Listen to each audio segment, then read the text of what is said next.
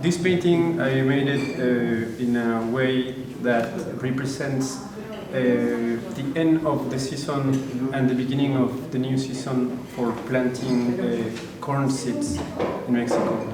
It's kind of an imaginary bean that is going to bring good luck for the food of the people who lives in a place.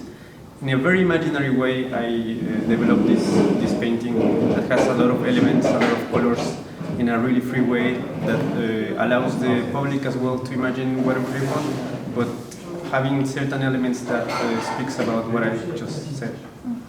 이 작품 같은 경우는 멕시코에서 그 옥수수 씨앗을 심는 새로운 계절이 시작되는 그러한 계절의 시작을 나타내는 그런 작품이고요. 그것을 굉장히 상상력 풍부한 방법으로 좀 풀어냈어요. 그래서 다양한 색깔들도 넣고, 그리고 상상력을 정말 관중들도 이제 보면서 상상할 수 있게. 근데 이러한 그 옥수수 씨앗 같은 경우에는 사람들의 행운을 가지고 올 수 있는 그러한 씨앗입니다. When I was painting this series, I was reading the book of a writer that is very popular, whose name is Joseph Campbell. He has this book that's called The Hero of the Thousand Faces. And I was inspired by his book, but I changed the story for a sort of a warrior, sort of a hero that doesn't have 1,000 faces, but it has a helmet. So it's I kind of like play with the words, and the name of the painting is The Hero of the 1,000 Helmets. It's kind of like a reference of patriarchy. It's kind of like a reference to the hero that becomes a soldier, you know. But it's a really like strange being, imaginary being. 이 작품 같은 경우에는 이 작가가 1000개의 얼굴을 가진 영웅이라고 하는 그 책이 있는데요. 조세프 캠벨의 책인데 그 책을 보면서 많이 영감을 받은 작품이에요. 그래서 1000개의 얼굴을 가진 영웅이 아니라 이 작품 속에서는 그 영웅이 헬멧을 쓰고 있어요. 그래서 이 작품의 제목 같은 경우에는 1000개의 헬멧을 가진 영웅이고요. 이런 영웅 같은 경우는 저도 이 작가도 영웅을 굉장히 상상력 풍부한 그러한 방법으로 좀 그려냈어요. 그래서 이것도 약간 좀 상상력을 자극할 수 있는 그러한 작품입니다.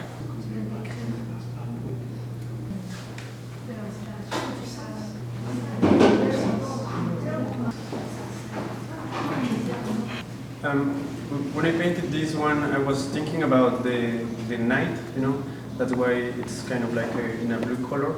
And I was thinking about as well in the fact that there's a relationship between human being and nature, and that we are one together with nature, that we are one with the trees, that we are one with the animals. And in order to represent this kind of form that I created, it's kind of like God or godness, you know. I tried to make a sort of game, sort of play between the body of the human being and the body of a plant, for example, the cactus, and certain beings living there, insects and flowers that represent knowledge as well in my culture, but in many cultures as well. 이 작품 같은 경우에는 전반적인 그 테마가 이제 밤이에요. 그래서 약간 색깔이 조금 어두운 그런 남색깔을 띠고 있고요.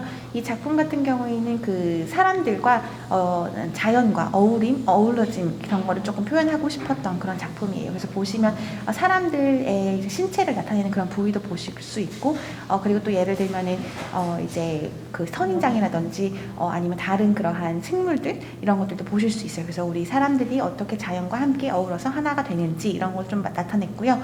그리고 이와 더불어서 또 보실 수 있는 게 예를 들면은 저기 곤충들, 뭐 거미라든지 이런 것들이 있는데 사실 그 멕시코 문화나 아니면 다른 유사 문화에서는 이런 곤충들이 지식을 상징한다고 해요. 그래서 그런 것들도 같이 좀 함유를 했습니다.